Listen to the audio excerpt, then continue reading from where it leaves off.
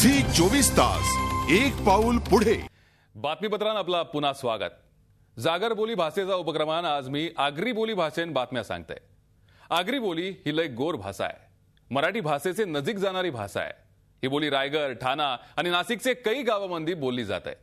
मराठीचे जर्जर शब्द हलकं फुलकं करून मराठी भाषेला मऊमऊ केल्यामुळे ती अगदी ऐकायला मदावानी गोर वाटते।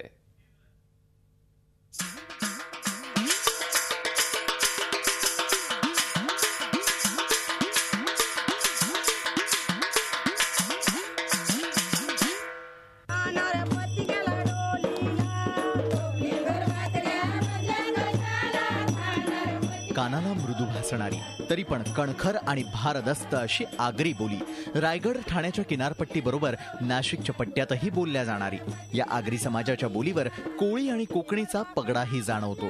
प्रत्येक गावानुसार बदलणाऱ्या या बोली भाषेतील साहित्य निर्मिती ही दखल घेण्याजोगी। मराठी क्रियापदांवर आगरी संस्करण करून उच्चारली जाणारी आणि थेट महानुभाव पंथीय आणि भागवत धर्मीय ग्रंथलेखनात उल्लेखिलेली अशी ही आगरी बोली। या भाषेमध्ये तुम्हाला मोठा ळ दिसणार नाही आणि मोठा ण दिसणार नाही। आम्ही ड सुद्धा कधी कधी र सारखा वापरतो किंवा र आम्ही ड सारखा वापरतो। आम्ही डगोर बोलतो, पाणी बोलत नाही, आम्ही पाणी बोलतो। ळ बोलत नाही, आम्ही ल बोलतो। आम्ही शालन चालून या आम्हाला बोलायला फार बरं वाटतं। नळावरती पाणी भरायचं हे बोलण्यापेक्षा नळावर पाणी भरायचं आहे हे आम्ही पटकन बोलू शकतो। असे आमचे डगोर मारीन आणि तुझं डोकं फोरीन हे आम्ही सहजपणे बोलतो आणि सगळे शब्द इतके मृदू यायला पाहिजे असतात असं जणू काय आगरी आम्हाला माणसांना वाटतं आणि ही गोड भाषा करण्याचा आम्ही प्रयत्न करतो।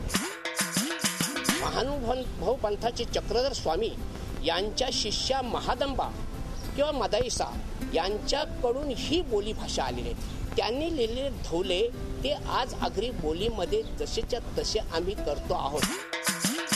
आमचे शाळेजवळ तला आहे। जो मराठी बोलाचा झाला तर आमच्या शाळेजवळ एक तळ आहे। मराठीच्या शब्दांना आम्ही आमचं रूप दिलं। घेतलं म्हणण्यापेक्षा घेतला आम्ही बोलतो, दिलं म्हणण्यापेक्षा दिला बोलतो, पाहिजे म्हणण्यापेक्षा पाहिजे बोलतो, घालवला बघण्यापेक्षा घालवून टाकला बोलतो। हे आणि बोलण्यापेक्षा बोलतो असं बोलतो। गलनचैनी बोटान अंगठ्या हातान करा घरवाचा हाय, शेटचे खिसन 500चा पुरका दिसता ठेवाचा हाय।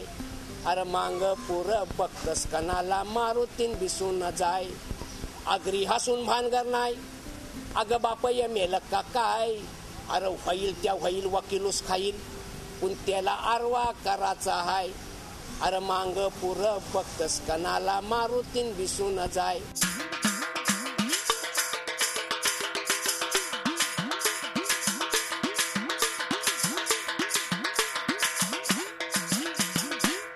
झी 24 तास एक पाऊल पुढे।